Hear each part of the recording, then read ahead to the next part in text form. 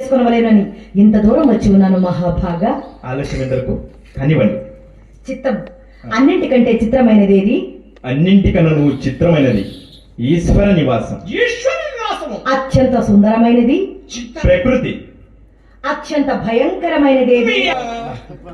విన్నారుగా భవానీ శంకర్ గారు, మీరు చెప్పినది వేరు, చెప్పున్నది వినండి. అన్నింటికన్నా నువ్వు భయంకరమైనది సంసారం. మనల్ని ఏది విడిచినా నువ్వు విడువనిది అహంకారం. ఎట్టి దారిద్ర్యమునందు నువ్వు సుఖపెట్టగలుగునది తృప్తి. అన్నింటికంటే బలమైనది ఏది? అన్నింటికన్నా నువ్వు బలమైనది అవసరం. అత్యంత సులభతరమైన కార్యము అన్యులకు సలహా చెప్పుట. మరి అత్యంత కష్టసాధ్యమైన కార్యము ఏది? తన తప్పు తాను తెలుసుకొనుట. పాపములనన్నింటినీ పరిహరింపగలుగునది పాపములనన్నింటి నువ్వు పరిహరింప చేయునది పశ్చాత్తాపం.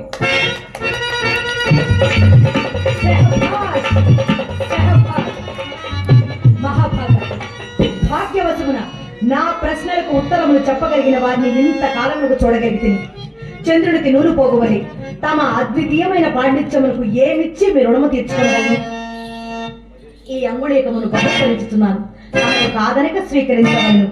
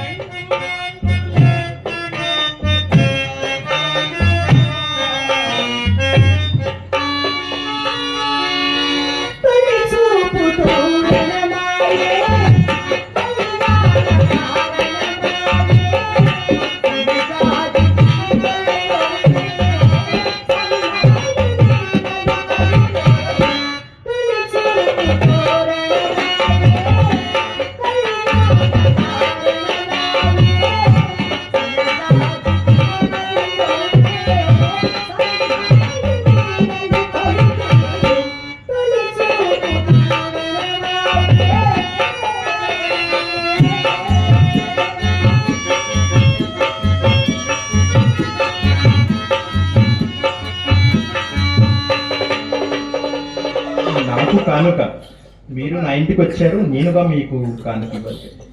నేను అడిగిన ప్రశ్నలకు సమాధానం వసంగి నా మది గెలిచిన వారు మీరు, బహుమానములకు అర్హులు కూడా మీరే.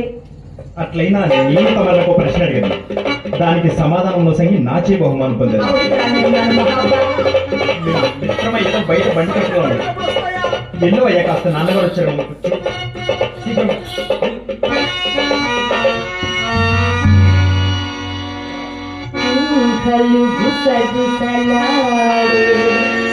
నా హృదయము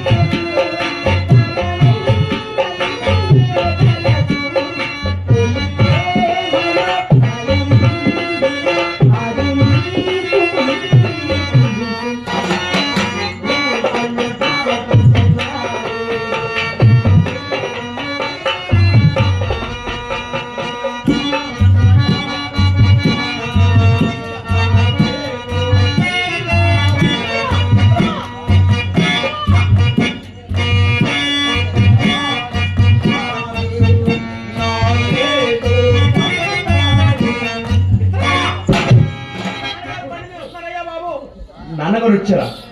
కొంప మునిగిందయ్యా. ఇప్పుడు ఏమిటి సెలవు? ఒక పంచి చింతామణి పెట్టదాన్ని నేను చెల్లి 4 గంటలు. చింతామణి గారు చెప్పండి. మీరు ప్రాజ్ఞులు, ఇంతలో మిమ్మల్ని ఖండితాభావం ఇవ్వాలని నమ్ముచున్నాను. ఎంత మాట! దీని వలన పునర్దర్శన లాభములకు అవకాశం ఏర్పడింది కదా. తప్పకుండా.